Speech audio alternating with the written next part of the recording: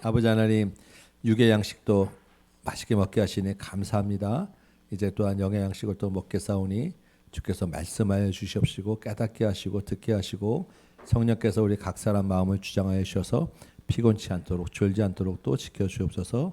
예수님의 이름으로 기도합니다. 아멘. 네, 오늘은 골로새서하고 빌레몬서라고 하는 성경을 좀 잠깐 보려고 합니다. 우리 먼저 요 지도를 한번 좀 잠깐 볼까요? 우리 지난주에 이제 사도행전 마지막에 있던 내용들을 같이 본 것입니다. 그렇죠? 사도 바울이 예루살렘으로 가지 말라고 하는 이야기를 이제 듣다가 그래도 예루살렘으로 갔습니다. 왜냐하면 로마에 가서 복음을 전하는 것이 이제 비전이었기 때문에. 그래서 이제 총독한테 가서 또 왕한테 가서 계속 복음을 전하면서 나는 가이사에게 가게 해달라고 계속 얘기해서 결국 로마로 이제 배를 타고 죄수의 몸으로 이제 가게 되는데, 그 가는 길이 만만치 않았죠. 원래는 여기서 좀 쉬었다 갔으면 좋겠는데 바울의 말 듣지 않고 이제 그 군인들이 무리하게 가다 보니까 멜리데까지 그냥 유라굴로라는 광풍이 만나서 정신없이 다 죽을 뻔한 고기를 넘기고, 근데 알고 보니까 로마에 훨씬 더 그냥 가깝게 가는 하나님의 인도하심에 따라서 이제 로마 턱 앞에까지 가고 거기서 이 섬에서 좀 쉬었다가 다시 이제 로마 본토로 드디어 올라가게 됩니다. 로마의 본토에 가서 재판을 받을 때까지 가택연금, 일단 감옥에 갇혔다고 하지만 완전히 이렇게 그 부자연스러운 그 감옥이라기보다는 조금 여유 있는 로마 시민으로서의 대우를 받는 그러한 감옥에 갇혀서 여기서 이제 2년 동안 있게 되는데, 이때 이제 보낸 편지들이 뭐냐면 에베소서, 골로새서, 그리고 빌립보서라고 하는 소위 말하는 옥중서신이라고 하는, 우리가 이제 그렇게 알고 있습니다. 감옥에서 보낸 편지라고 하는 책들이 이제 우리에게 주어졌어요. 그래서 지지난 주에는 홍 목사님이랑 같이 에베소서라고 하는 책을 봤고요. 오늘은 이제 골로새서와 빌레몬서라고 하는 책을 보게 될 것입니다. 이 감옥에 있으면서 여러분들이 아마 이제 에베소서 할 때 이야기를 좀 들었을 거예요. 사도 바울이 로마에 있으면서 생각이 좀 많이 바뀝니다. 원래 사도 바울 생각에는 스페인으로 가면, 로마를 거쳐서 스페인으로 가면 땅 끝까지 이제 복음을 전하는 것이다. 그럼 이제 내 사명 다 했다라고 해서 그게 본인의 이제 그 비전이었어요. 그 생각에 관련된 게 뭐냐면 주님의 재림이 곧 올 것이다. 땅 끝까지 가면 이제 주님이 곧 오실 것이다라는 이제 생각들이 마음에 있었는데, 로마에 가게 되면서 자꾸 여기가 끝이 아니네, 스페인이 끝이 아니네, 그리고 주님이 곧 오시는 것이 아니겠구나라고 하면서 그러면 어떻게 되지?라고 하는 이제 생각들이 바뀌게 되는 거예요. 그래서 보내진 편지들이 이 에베소서, 빌립보서, 골로새서에서는 이전과 다른 내용들이 담게 됩니다. 교회를 세워야 되겠다.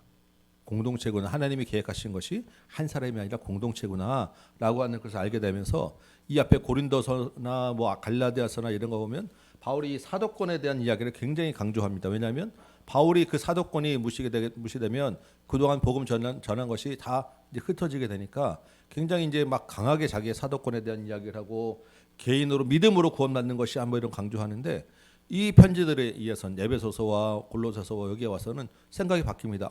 교회를 세우기 위해서는 무슨 말씀을 전해야 되는가 해서 세우는 게 교회론, 그리고 교회의 중심 대신 그리스도를 가르치는 기독론, 공동체는 어떻게 살아야 되는가라고 하는 삶에 대한 실천에 대한 이야기들, 이런 얘기들을 하게 되는 거예요. 이게 에베소서, 골로새서입니다. 특별히 그래서 지난주에 그 에베소서는 여러분들은 하나님의 택함을 받아서 새롭게 태어난 자입니다. 그리스도의 몸으로 지어졌습니다.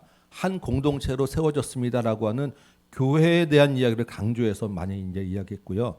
오늘 골로새에 보낸 편지에서는 또 다른 이야기를 하게 됩니다. 그래서 골로새서를 이제 간단하게 먼저 보면, 다른 서신들은 에베소나 빌립보나 이렇게 보면 사도 바울이 거쳐가면서 직접 세운, 자기가 복음을 전하고 교회를 세운 교회인데, 골로새서는 그게 아니에요. 골로새라고 하는 것은 바울이 전한 것이 아니라 바울이 가르친 에바브라라고 하는 이 제자가 세운 교회. 바울은 그래서 골로새에 가지는 않았고 이 에바브로를 통해서 전달받은 그 내용들 가지고 골로새에 이제 편지를 보내게 된 거예요. 이 골로새라고 하는 것은 앞에 잠깐 지도를 잠깐 보게 되면 이 에베소 옆에 보이십니까? 여기 골로새 요 지역을 뭐라고 얘기한다고 했죠? 여기가 아시아. 아시아 중에서 여기 부르기아라고 보이죠? 아시아의 부르기아라고 하는 지방의 중심 도시가 골로새였어요. 그래서 요 옆에 보면 뭐가 있냐면 우리 요한계시록에 보면 7교회가 나옵니다. 7교회. 계시록에 이제 그 7교회에 이제 편지를 보냈는데 그 중에 라오디게아라고 하는 교회가 있습니다. 라오디게아 교회는 뭘로 유명하냐면 온천이 유명해요. 따뜻한 물이 나오고 한쪽에서는 산맥이 있어서 높은 곳이 있어서 또 찬물이 나와요. 그래서 그 라오디게아 교회에 보낸 편지에는 너희가 차든지 덥든지 하라라고 하는 말씀이 있습니다. 근데 이 골로새 지방에는 이 찬물이 나오는 이 3,000m 높은 지역에서 찬물이 많이 나오는 그런 지역이었어요. 바로 라오디게아 근처에 있는 그런 지역이었어.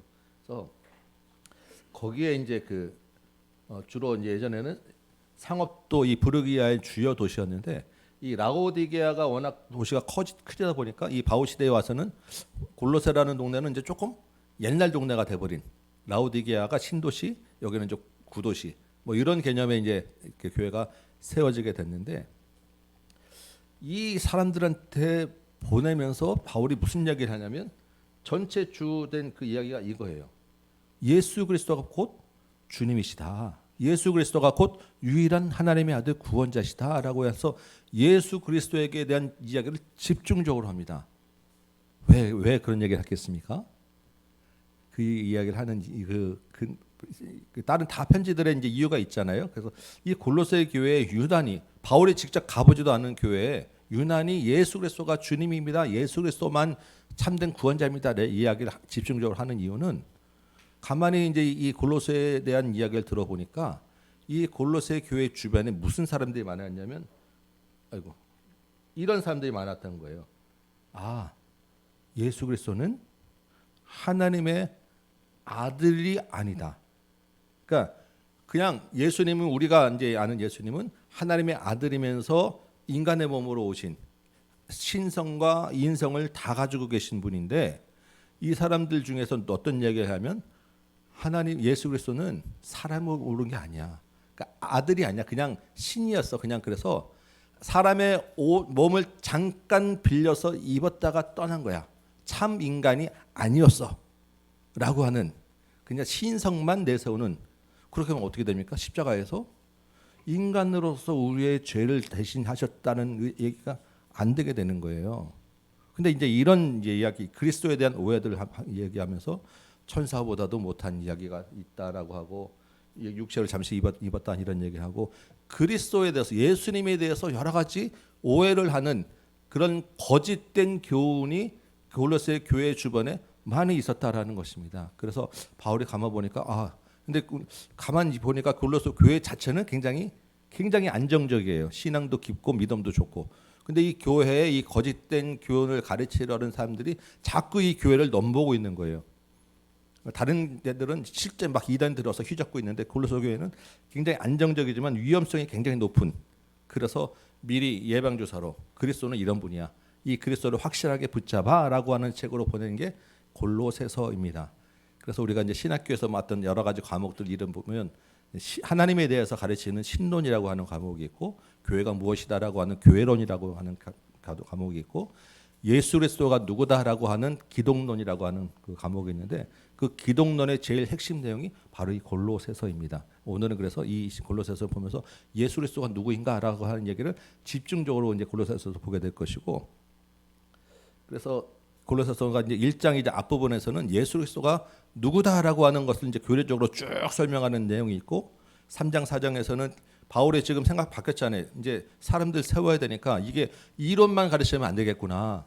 그럼 예수 그리스도가 주님이다라는 것을 딱 배우면 그런 사람들은 어떻게 살아야 된다라고 하는 그런 실제 적용에 대한 부분을 또 같이 나누는 걸 담고 있어요. 그래서 종들아, 남편들아, 아내들아 이러면서 예수 그리스도의 주인 산 사람은 이렇게 살아야 돼라고 하는 실천편을 같이 담고 있습니다. 1, 2장과 3, 4장 내용이 그래서 교리와 실천으로 되어 있는 거예요. 요 이제 여러분 나중에 이제 한번 찾아보시기 바랍니다. 그래서 제가 이렇게 몇 장 적고 뒤에 안 적었잖아요. 예수 그리스도가 어떤 분이다라고 하는 것을 쭉 가르치는데 이 절수는 여러분들이 나중에 한번 숙제로, 근데 검사는 안 하는 그런 숙제로 한번 보시면 좋겠습니다.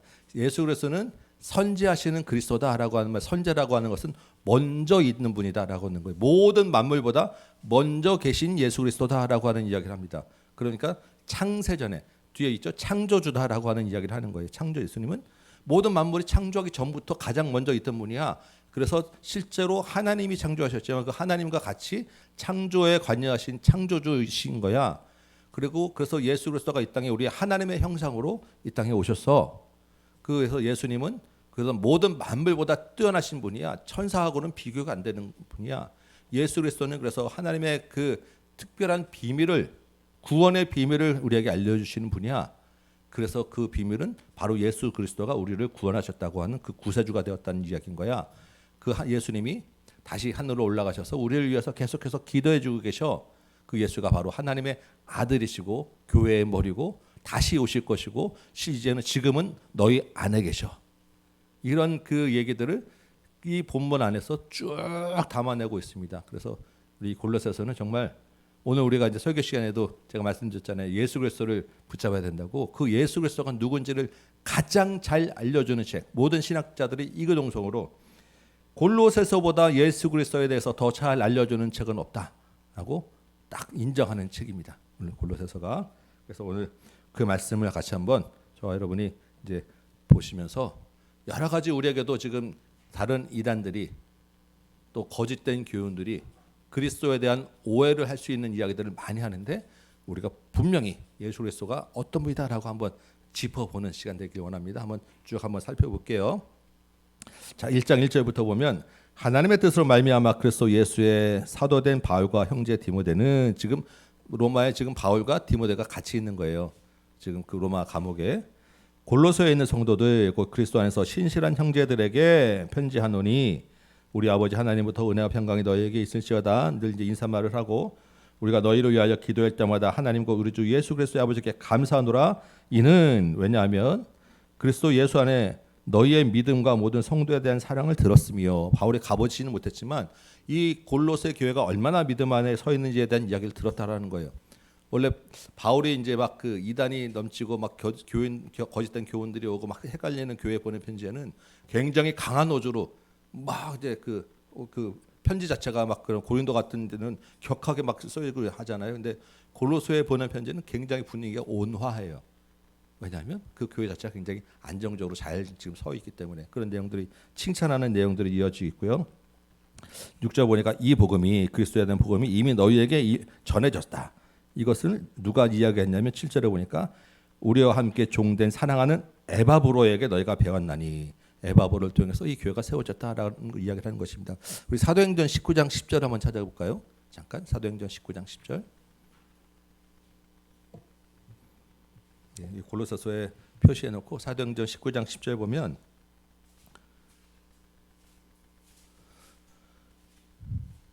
바울이 지금 이 사도행전 19장 10절에서 어디에 있냐면 에베소에 있습니다.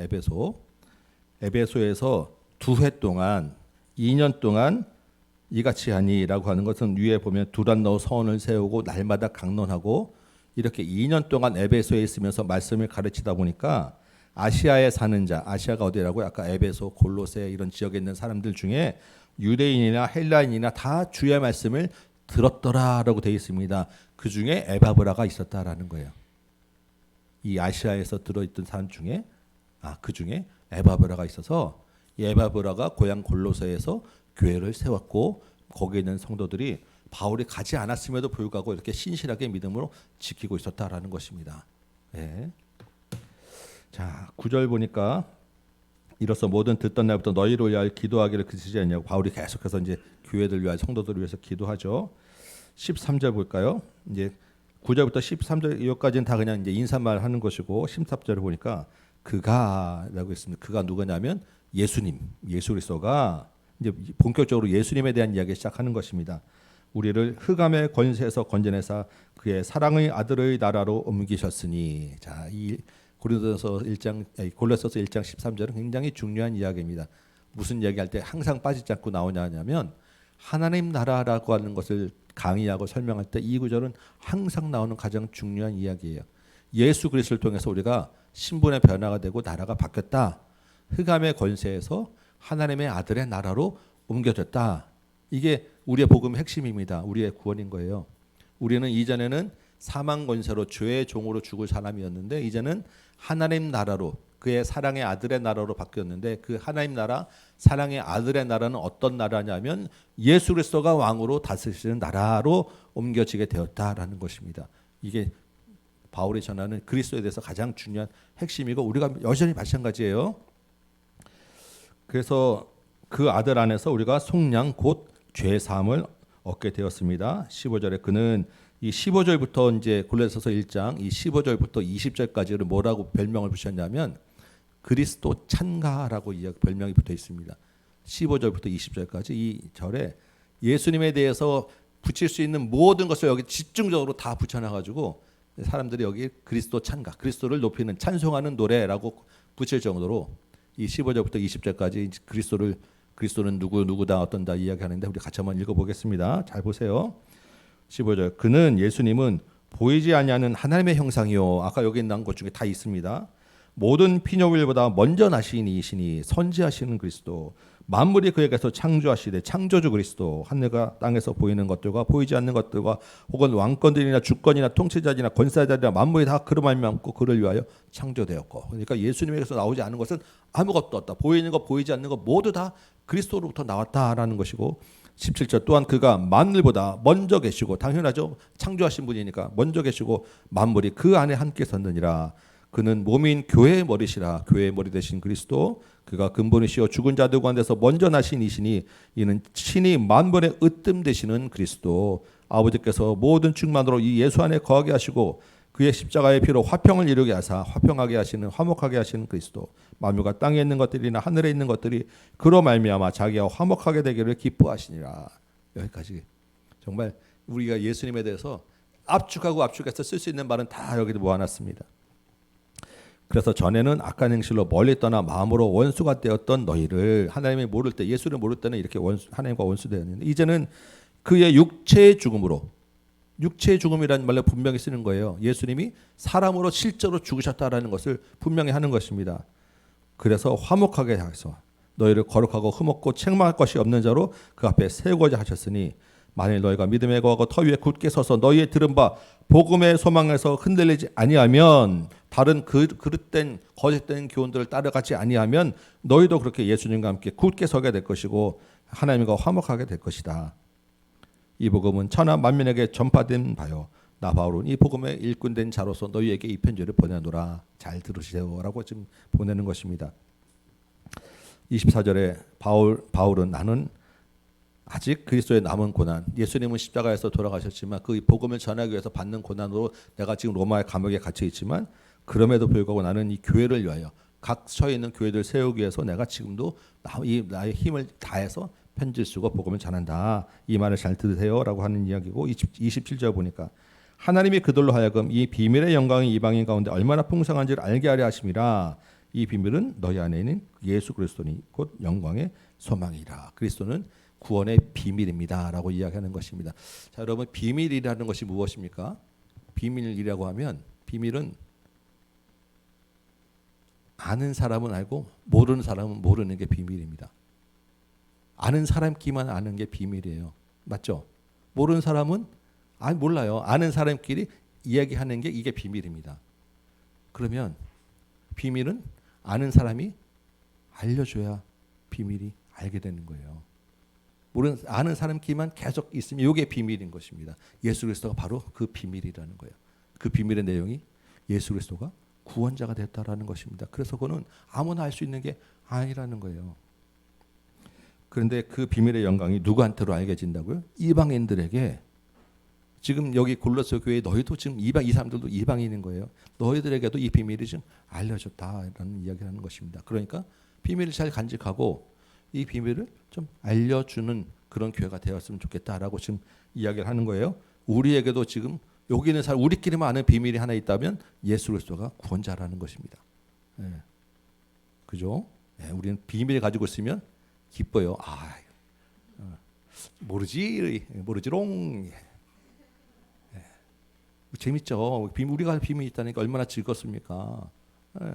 그러면 또 하나는 비밀을 갖고 있으면 말하고 싶어서 근질근질 하잖아요. 예. 이거 좀 알려주고 싶은데 이게 우리 안에 있는 예수 그리스도 안에 있는 마음이라는 거예요. 그래서 너만 알아 라고 뒤로 데려가서 몰래 얘기해 주고, 이거 너 꼭 정말 중요한 거야. 그래서 알려주고 비밀을 가져가자. 이게 우리 안에 있는 예수 그리스도입니다. 자, 2장 볼까요? 내가 너희와 라오디게아에 있는 자들과 모른데 육신의 얼굴을 보지 못한 자들 위하여 얼마나 힘쓰는지를 너희가 알기를 원하노니. 지금 바울이 지금 못 봤다라고 하는 것입니다. 내가 너희 얼굴을 못 봤어.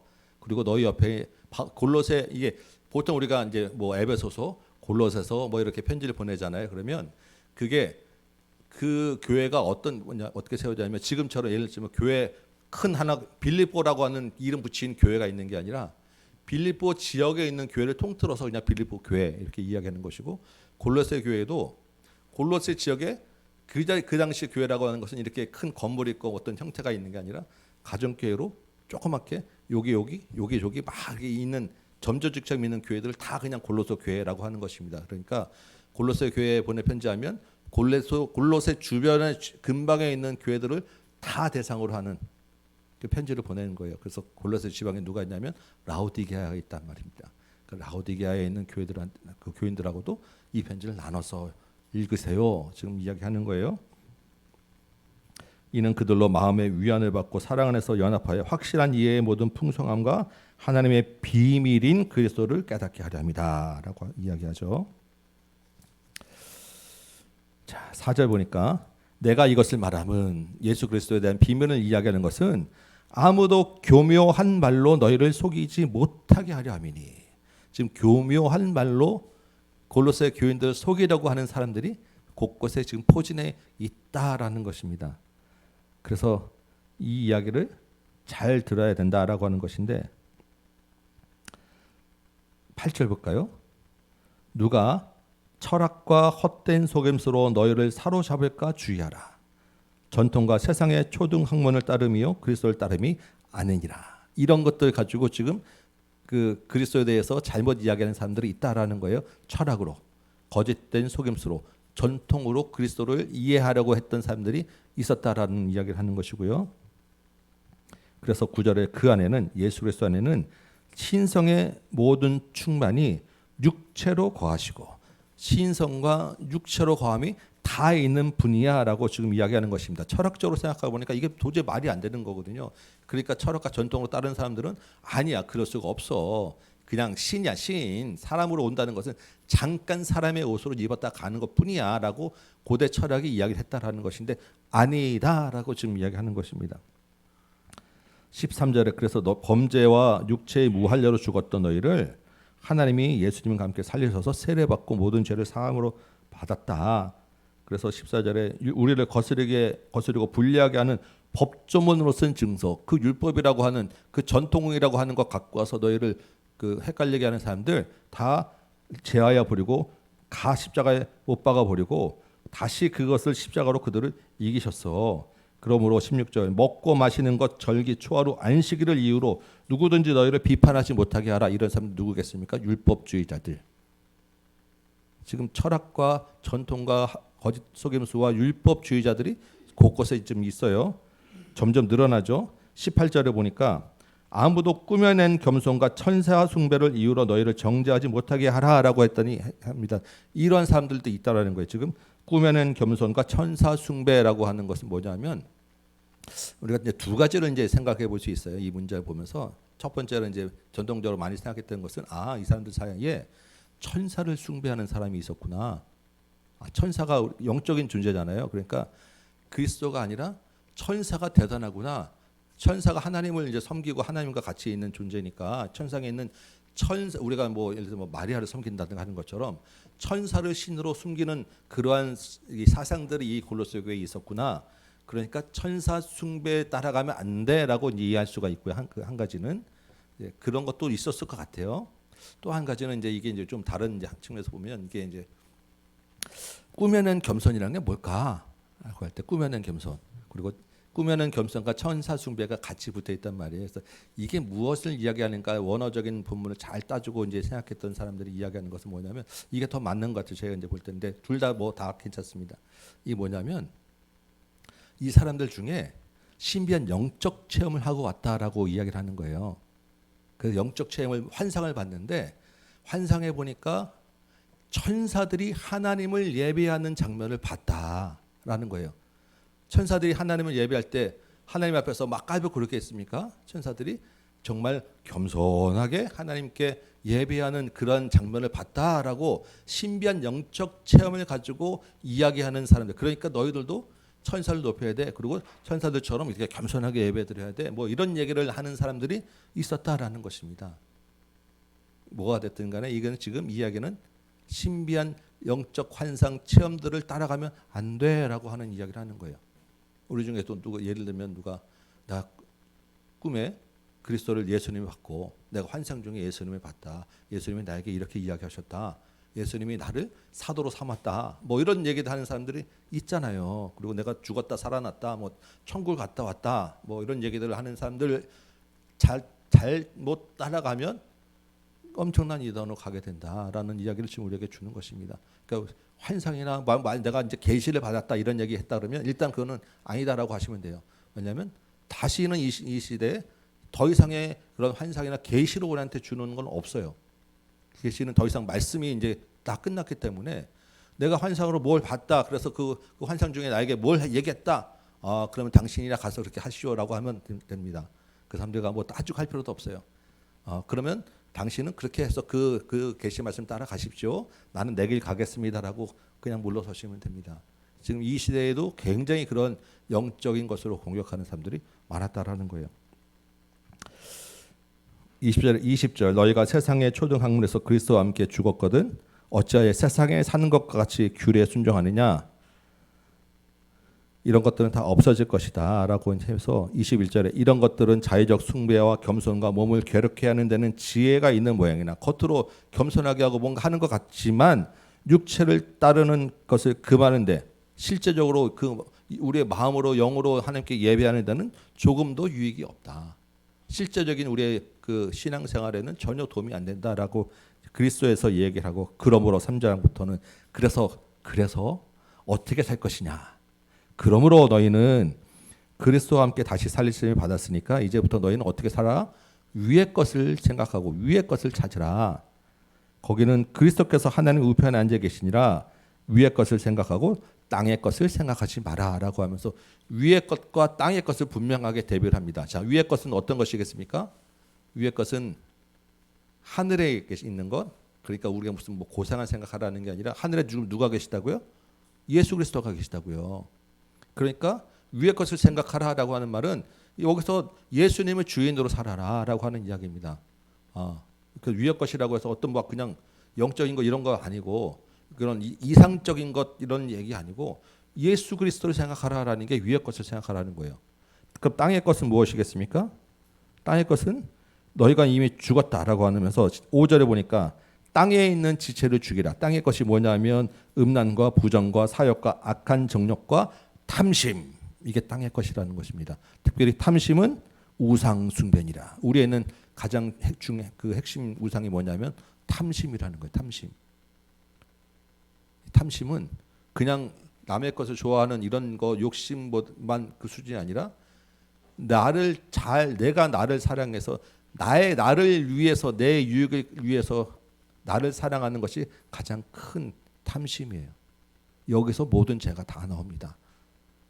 그래서 7절 보니까 너희도 전에는 그 가운데 살 때에는 그 가운데 행하였도다. 땅에 살 때는 내가 예수 안에서 죽기 전에는 이러한 탐심으로 살고 음란과 부정과 사욕과 악한 정욕으로 살았는데 지금은 아니다. 이제는 8절에 너희가 이 모든 것을 벗어버리라. 그래서 분함과 노여움과 악의와 비방과 너희 입에 부끄러운 말 이런 것 다 옛사람이니까 다 그것을 벗어버리고 10절에 새 사람을 입었으니까 이제는 새로운 사람으로 살아라. 11절에 거기에는 새로운 새 사람에는 헬라인이나 유대인이나 할레파나 무할레파나 야만인이나 스구디안이나 종이나 자유인이 차별이 있을 수 없나니 오직 그리스도만 만유의 주이시고 모든 것 안에 계시느니라라고 이야기하는데, 이 11절을 실제적으로 이 골로새 바울이 이제 적용해서 실제적인 예가 되는 게 뭐냐면, 그게 좀 이따 볼 빌레몬서예요. 제가 이제 설명을 드릴 거예요. 여기 보면 종이나 자유인이나 차별이 없다라고 이야기하죠. 예수 그리스도 안에서.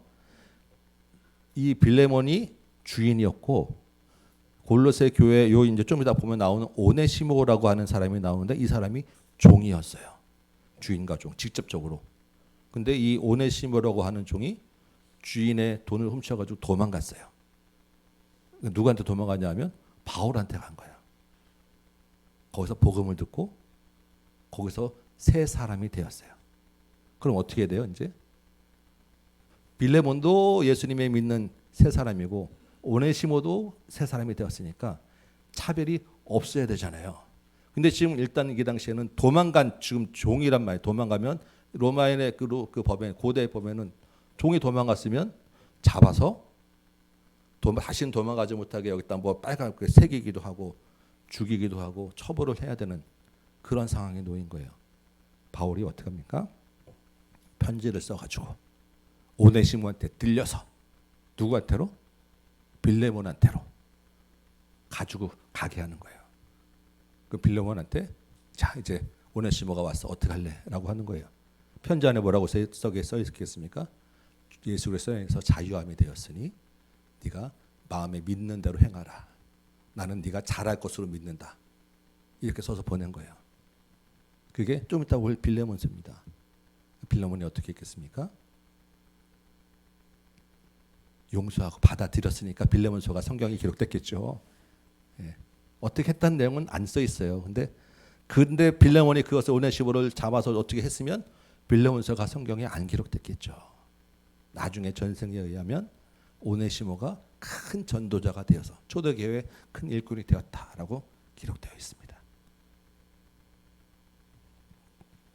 이게 그리스도 안에서 참된 화목과 삶으로 바뀐 사람들의 이야기다라고 지금 골로새서와 빌레몬서가 그래서 연결돼서 우리가 같이 보는 거예요.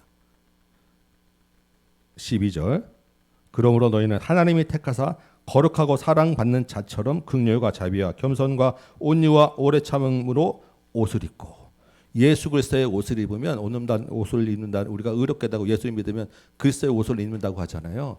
그게 그리스도의 옷을 입는다고 하면 그냥 개념적으로 그렇구나 알고 있는데, 실제적으로 그게 어떻게 나타나냐면 이렇게 나타나는 거예요. 긍휼과 사랑과 자비와 겸손과 온유와 오래 참는 것으로. 여러분들 가운데 오래 참는 분이 있으면 그리스도의 옷을 입었구나. 오래 참는 게 뭐 화장실 오래 참는 거 말고 나에게 비방하는 자들을 오래 참는 것. 자비로, 긍휼로, 사랑으로 대하는 사람들, 정말로 섬기는 사람들, 그리스도의 옷을 입었구나, 이렇게 되는 것입니다. 13절엔 누가 누구에게 불만이 있거든 서로 용납하고 용서하고 주께서 너희를 용서하신 것 같이. 왜냐하면 이미 너희도 용서함을 받은 사람들이잖아. 그러니까 너희도 용서해야 되지 않겠니? 이게 그리스도로 옷 입는 거야. 예수 그리스도를 마음의 주로 삼은 사람들이야 라고 하는 실천편에서 어떻게 살아야 된다는 이야기를 쭉 설명해 주고 있는 것입니다. 이 모든 것 위에 사랑을 더하라. 이는 온전하게 매는 띠니라. 그리스도의 평강이 너희의 마음을 주장하게 하라. 너희는 평강을 위하여 한 모습으로 부르심을 받았나니 너희는 또한 감사하는 자가 되라. 아주 그냥 계속 이야기하죠. 평강, 감사, 사랑, 겸손, 이게 다 그리스도가 안에 있으면 가능하게 되어지는 일들이다 라고 이야기하는 것입니다. 그러니까 구약 말라기도 사실 그 얘기를 했다고 말씀드렸죠. 신약도 지금 그 얘기를 하는 거예요. 성경은 전체적으로 그리스도 안에서 하나님의 백성으로 살아야 될 때 어떻게 살아야 될 것이냐라는 이야기를 지금 하고 있는 책이라는 거예요. 16절, 그리스도의 말씀이 너희에게 풍성에 거하게 되면 모든 지혜로 피차 서로 권면하고 가르치게 되고 시와 찬송과 신령한 노래로 우리가 항상 찬송을 부르게 되고 감사하는 마음으로 하나님을 찬양하게 되니까 무엇을 하든지 말에나 일에나 다 누구의 이름으로? 예수의 이름으로 하라라는 이야기를 합니다. 그래서 아내들아라고 하죠. 아내들 대신 여러분 어떻게 해야 된다고요? 남편에게 복종하라. 도저히 복종이 안 되는데, 도저히 복종할 죄송합니다 감이 안 되는데 라고 욱 올라오지만 오래 참음으로 그리스도를 옷 입었기 때문에 복종하시기 바랍니다. 그러니까 남편으로 보시면 안 되고 왜 이렇게 좋아하시는 겁니까 지금? 도대체 남편이 누구시죠? 네. 그 남편을 보실 때 사람으로 보지 마시고 그 안에 계신 예수 그리스도를 보고 복종을 하시면 됩니다. 예. 그래서 조금 더 참아주세요. 남편들도 좀 기다려 주셔야 됩니다. 여러분이 철이 아직 덜 들었어요. 남자가. 남편들아, 예, 남편들아 잘 기억하셔야 됩니다. 특히 그래서 이 이야기하면 남자들은 꼭 거봐, 복종해라고 하는 이것만 생각을 해요. 그 아내들이 정말 불쌍히 여기는 마음으로 복종하는 것을 생각하지 않고 복종하라는 것에만 지금 관심을 가져요. 근데 사실은 그 19절을 보니까 뭐라고 되어 있습니까? 아내를 사랑하며, 이게 먼저예요. 남편들이 아내를 사랑해야 여자가 그 안에 있는 예수 그리스도를 보고 복종할 수 있는 거예요. 근데 자기는 전혀 사랑에 대한 이야기는 없고 복종하라만 강조하면 사실은 그 안에 예수가 있나 심하게 생각하면 이렇게까지 우리가 고민하게 되는 거예요. 예수가 있으면 남자들이 먼저 사랑하는 게 먼저입니다. 하나님이 먼저 사랑하셨고 예수 그리스도가 먼저 찾아와서 사랑하신 거예요. 그래야 복종이 되는 거예요. 남편분들, 왜냐 성경 강좌를 오래 하다 보니까 이제 에베소서나 이런 데 이런 말이 많이 나오겠어. 주로 이제 특별히 이제 홍 목사님이 이제 가정에 대한 이야기를 많이 하면서 남편들에게 순종해라, 복종해라 이런 이야기를 많이 여자들한테 가르치셨어요. 그래서 지금 남자들 여러분들 여기 이 자리에 있는 것입니다. 아내분들이 참아주셨기 때문에. 근데 그 생각을 안 한다니까 우리가 남자들 대부분 다. 그래서 남자들 기가 막 살아요. 근데 사랑이 없어. 저는 이제 남자 이제 우리 가니까 남자들에게 이제 좀 강하게 좀 얘기를 해야 될 필요가 있을 것 같아요. 아내를 정말로 사랑하셔야 돼요. 이게 먼저입니다. 이게 안 되면 복종을 아예 기대를 하지 마세요. 진짜입니다. 이게. 그리고 그 다음에 나왔잖아요. 사랑하니까 괴롭게 하지 마라. 아내를 괴롭게 하지 마라. 아내를 괴롭게 하지 마라. 근데 할 거 다 하고 요구할 거 다 하고 괴롭게 하면서 왜 복종 안 해 그러냐고 하면 안 된다니까요. 이게. 예, 자녀들아 모든 일에 부모에게 순종하라. 이는 주 안에서 기쁘게 하는 것이니라. 여러분 육신의 부모에게도 순종하시고 영적 부모된 하나님에게 순종하시는 여러분 되시기 바라요. 아비들아 너희 자녀를 노엽게 하지 말지니 낙심할까 함이라. 자녀들을 대할 때 정말 부스부스 이제 올라오지만 노함으로 분냄으로만 대하면 자녀들이 낙심합니다. 기가 죽습니다. 사람의 기를 살리기 위해서가 아니라 그 안에 있는 예수 그리스도의 그 영으로 살아야 되기 때문에 자녀들을 그 있는 그대로 바라보시고 자녀들 안에 있는 예수 그리스도를 바라보시기 바래요. 종들아 우리 모두 다 종입니다. 이거 나한테 해당되는 거 아니다. 이거 아닙니다. 모든 일에 육신의 상전들에게 순종하되 사람을 기쁘게 하는 자와 같이 눈가림을 하지 말고 오직 두려워하여 성실한 마음으로 여러분 직속 상사들에게 그렇게 대하시기 바랍니다. 여러분은 책임지는 사람들한테 이렇게 대하시기 바랍니다. 여러분과 관계하는 사람들한테 그리스도를 대하듯 대하시기 바랍니다. 설령 그 사람들이 나쁘고 악독한 사람일지라도 나에게 해를 끼치는 사람일지라도 그게 때가 지나면 시간이 지나면 하나님이 반드시 기억하셔서 그것에 대한 값어치를 해주세요. 저는 많이 경험을 했습니다. 직장 다니면서 저를 이렇게 자리에서 밀어내고 멀리 보내고 별로 안 좋아하는 사람들 있었었는데 제가 웬만하면 관계 좋으니까 그렇지 않겠습니까? 그런 데도 있더라고요. 근데 나중에 보면 조금 지나고 보니까 제가 더 회사를 오래 다녀 그 사람보다. 어느 순간 보니까 밀려나서 회사 바깥으로 나가 있더라고요. 하나님이 보고 계세요. 보고 계십니다. 무슨 일을 하든지 마음을 다하여 죽게 하듯 하고 사람에게 하듯 하지 말라. 이는 기업의 상을 주께 받으시나니 너희는 주 그리스도를 섬겼느니라. 사람을 외모로 취하심이 없으니라. 4절에 상전들아 의와 공평을 종들에게 베풀지니 너희에게도 하늘의 상전이 계심을 알지어다. 그래서 마지막 이제 인사말은 이제 마무리 인사말을 쭉 합니다. 7절 보니까 이 편지를 누가 들고 가냐면 두기고라고 하는 사람이 이제 들고 갑니다. 지금 이 교회가 누가 세웠다고요? 에바브라가 세웠습니다. 근데 지금 에바브라는 어디 있냐면 로마에 있는 바울한테 와 있어요. 에바브라가 이제 교회를 세웠는데 교회를 세운 다음에 이 골로새 교회 소식들 가지고 바울이 감옥에 갇혔다 그러니까 에바브라가 지금 로마에까지 온 거예요. 그래서 로마에 있는 바울에게 우리 교회가 지금 이렇습니다라고 이야기하고 에바브라는 바울을 돕고 바울을 따라다니는 사역자가 되고 이 골로새 교회에는 이 두기고라고 하는 사람하고 그 보면 이제 9절에 보니까 오네시모하고 이런 사람들한테 이제 편지 써가지고 또 10절 보니까 마가도 보내고 여러 사람들을 보내서 교회를 돕도록 보냅니다. 그리고 이 골로새 교회에는 누가 이제 이 목회를 하게 되냐면 17절에 보니까 아키뽀라고 하는 사람이 나와요.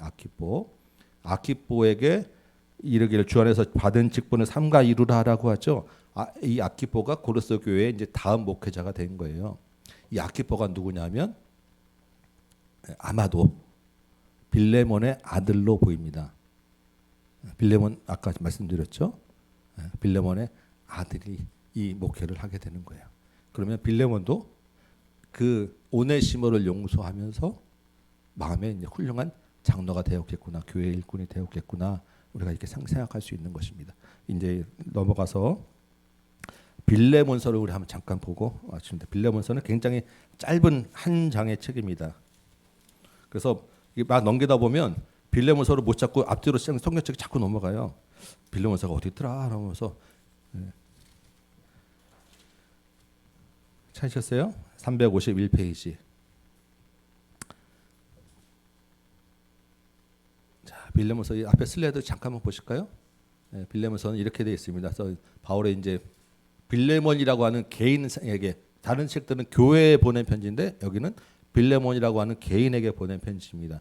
개인에게 인사를 하고 오네시모에 대한 이야기를 하고 그다음에 순종할 것에 대한 확신이 다 있다라고 지금 제가 말씀드렸죠. 그렇게 이제 쓴 책이 빌레몬서고요. 그래서 이제 빌레몬서는 이 실제로 이 그리스도가 대속해서 죽었다고 하는 이 대속의 은혜가 실제 우리 삶 가운데서 어떻게 적용되어지는가? 우리가 한 형제 한 공동체에서 한 형제로서의 사랑이라고 하는 것이 어떻게 적용되어지는가? 그 모든 것은 다 이 합력하고 협력한다는 것이 무엇인가? 그리고 이 순종이라고 하는 것이 정말 어떻게 나타내는가? 특별히 강제로 억압이 아니라 빌레몬에게 지금 모든 것을 다 넘기거든요. 바울이 이거 읽다 보면 내가 강제로 너 용서해라고 이야기할 수도 있지만 그렇게 안 한다. 네가 너의 마음으로 순종하길 원한다라고 좀 써보냅니다. 그럼 빌레몬이 받아들고 한참 고민을 한단 말이에요. 그리고 나서 본인의 마음과 생각으로 순종하는 거예요. 그게 이런 것들을 지금 이야기하는 것입니다. 그래서 나중에 이제 보면 노예를 해방하는 것이 이 빌레몬서에 대한 묵상 가운데서 이 노예 해방까지 가게 되었다라고 이제 우리가 이야기하는 것입니다. 내용을 한번 잠깐 볼까요? 1장 한 장이죠. 그리스도 예수를 위하여 갇힌 자 된 어디에 갇혔습니까? 지금 로마에 있습니다. 지금 바울과 디모데는 우리의 사랑을 받는 동역자인 빌레몬 그리고 자매 아비아 아마도 부인이겠죠.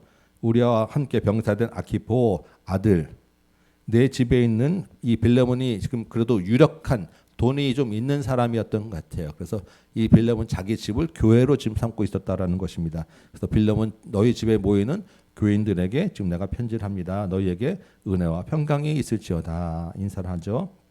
4절에 내가 항상 내 하나님께 감사하고 기도할 때 너를 만남은 주 예수와 및 성도에 대한 사랑과 믿음이 있다라고 내가 들었다. 그래서 너희 안에 있는 선을 알게 하고 그리스도께 이르도록 역사하느니라. 형제여 성도의 마음이 너로 말미암아 평안함을 얻었으니 내가 너의 사랑으로 많은 기쁨과 위로를 받았다라고 빌레몬에 대한 믿음을 칭찬을 해주고요. 8절에 이러므로 내가 그리스도 안에서 아주 담대하게 내가 마땅한 일로 명할 수도 있으나 이렇게 해라고 오네시모를 용서해라고 말할 수도 있지만 명령할 수도 있지만 도리어 사랑으로서 간구하노라. 나이가 많은 나 바울은 지금 또 그리스도를 위하여 갇힌 자 되어서 갇힌 중에서 낳은 아들 오네시모를 위하여 네게 간구하노라. 지금 감정적인 호소까지 막 합니다. 나 늙었는데 이제 마지막으로 이제 이거 하나 좀 부탁할게. 난 뭐 이런 얘기까지 하는 거예요. 그러면서 지금 갇힌 자 중에서 낳은 아들, 그러니까 직접 바울이 낳은 게 아니라 영적인 아들로 오네시모가 새 사람이 되었다라는 거예요. 바울의 복음을 통해서 그 오네시모를 다시 보냈는데 오네시모가 전에는 내게 무익하였으나 그렇죠. 뭐 도망간 중에 뭐가 뭐 유익이 있겠습니까? 그랬는데 이제는 나한테 복음으로 유익한 사람이 되었다. 내가 그 빌레몬에게 다시 너를 그 오네시모를 돌려보내노니 오네시모는 이제 내 신복이다. 내가 사랑하는 사람이다. 그를 내게 머물러 있게 하여 내 복음을 위하여 갇힌 자 중에서 내 대신 나를 섬기게 하고 잘했으나 사실은 바울이 이 로마하고 골로새는 멀리 떨어져 있으니까 그냥 오네시모 데리고 다니면서 바울 그 빌레몬한테 얘기 안 하고 데리고 다니면서 복음 사역자로 해도 됩니다. 그렇지 않겠습니까? 차라리 빌레몬 입장에서는 그게 편했을 수도 있어요. 굳이 잡으러 가지 않을 테니까 그냥 거기서 알아서 하세요라고 하면 좋잖아요. 근데 바울이 그렇게 안 한다라는 거예요. 그렇게 할 수도 있는데 그렇게 안 해. 내가 일부러 너한테 다시 돌려보내. 우리가 그래서 너의 승낙을 받고 내가 그렇게 할 거야. 그리스도 안에서 우리가 지킬 건 지킵시다라고 지금 이야기하는 것입니다. 10절에 다만 내 승낙 없이는 내가 아무것도 하기를 원하지 않으니 이는 너의 선한 일이 억지같이 되지 않냐고 자의로 되게 하려 함이라. 그 빌레몬의 자발적인 순종으로 이것을 허락받고 하기를 원하노라. 15절 아마 그가 잠시 떠나게 된 것은 너로 하여금 그를 영원히 두게 하였으니 이후로는 종과 같이 대하지 않냐고 오네시모가 종이었다는 이야기입니다. 종 이상으로 곧 사랑받는 형제로 둘 자라 내게 특별히 그러하거든. 하물며 육신과 주 안에서 상관된 너에게랴 이제는 같이 하나 된 동역자가 되었다라는 거예요. 18절에 보니까 그가 오네시모가 내게 불의를 하였거나 내게 빚진 것이 있으면 그것을 내 앞으로 계산하라. 빚진 것이 있다라는 것입니다. 아마도 돈을 훔쳐갖고 나왔다고 우리는 얘기를 하는 거예요. 그때는 예수를 잘 몰랐으니까 오네시모가 그거 내가 갚을게. 빌레몬이 바울한테 돈 내놓으라고 하겠습니까? 근데 바울이 그렇게 하더라도 내가 갚겠다라고 대신 갚겠다라고 이야기를 하는 것입니다.